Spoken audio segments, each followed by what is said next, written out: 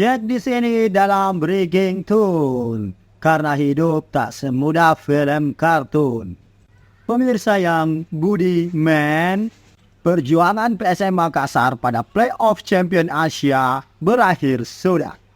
Pasukan Rabang harus mengakui keunggulan lawan melalui tendangan adu penalti. Ya, adu penalti ini dilakukan untuk menentukan pemenang setelah pertandingan berakhir imbang hingga perpanjangan waktu usai.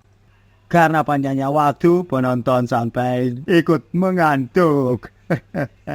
PSM melakoni pertandingan leg kedua Playoff Champion Asia melawan Bali United di Stadion B.J. Habibie, Kota Parepare, Sabtu 10 Juni 2023 pukul 19.30. Pertandingan begitu alot berlangsung. Kedua tim bermain satu-satu sepanjang pertandingan hingga harus dilanjutkan dengan perpanjangan waktu. Pertandingan dimenangkan Bali United dengan skor 5-4 melalui adu penalti.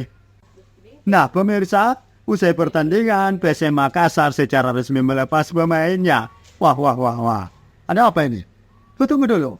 Namun bukan untuk keluar dari tim, melainkan mereka dilepas untuk bermain bersama dengan timnas Indonesia pada FIFA Matchday melawan Palestina dan Argentina. 3 pemain yang dilepas masing-masing Reza Arya Pratama, Yaakob dan Yance Sayuri atau Sayuri Brothers. Mereka akan langsung bergabung dengan pemain lain di pemusatan latihan. Nah, pemirsa yang budiman, mari kita kembali mengurai jalannya pertandingan antara PSM Makassar dengan Bali United. Ada banyak peluang yang diciptakan oleh kedua tim. Salah satunya lewat Wejam Ploen, kapten PSM Makassar ini mendapat bola liar tepat di depan gawang Edison Maringga. Namun sundulan sang kapten gagal menghasilkan gol. Nah sementara itu pemirsa, Bali United mengandalkan serangan balik juga berhasil menciptakan peluang.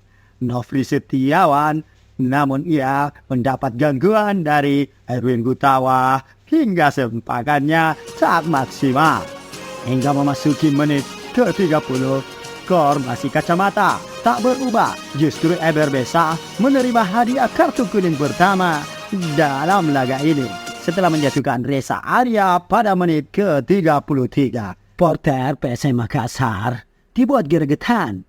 Menit ke-37, sepakan keras Yance Sayuri menerpa Mister Gawang. Hingga kini katanya Mister Gawang itu cukup shock karena sepakan keras dari pemain yang mendapat panggilan dari Sintayong untuk memperkuat timnas melawan Argentina dan gagal memecah keuntungan. Aksi dari Yance Sayuri tersebut coba dibalas melalui serangan yang dimotor oleh Rifat Barga bekerja sama dengan Ramdhani Lestaluhu.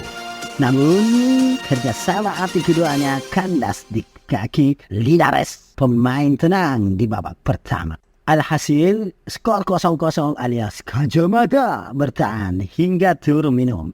Statistik pertandingan di babak pertama 52% berbanding 40%. Tuan rumah PSM Makassar unggul sedikit dari segi penguasaan bola. Nah, pemirsa yang budiman, babak kedua dimulai dengan tempo yang tipis-tipis sedang saja.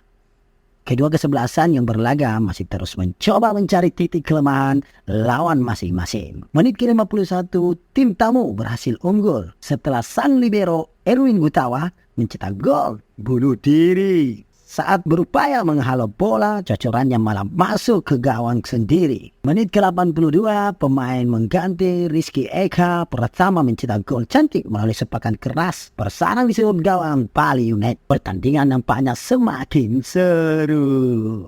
Ya, hingga babak kedua berakhir, skor tetap imbang 1-1 dengan agregat 2-2. Nah, untuk menentukan pemenang tentu saja harus dilakukan perpanjangan waktu 2 kali 15 menit. Nah, di menit tambahan ini, kedua tim juga tak bisa memecah keuntungan hingga pertandingan harus dilanjutkan dengan adu tendangan penalti. Bali United meraih kemenangan setelah menang skor 5-4 pada babak adu penalti. Ya, mungkin agak kecewa para supporter PSM Makassar karena sepakan dari sang kapten melambung tinggi ke udara. Tapi sampai jumpa.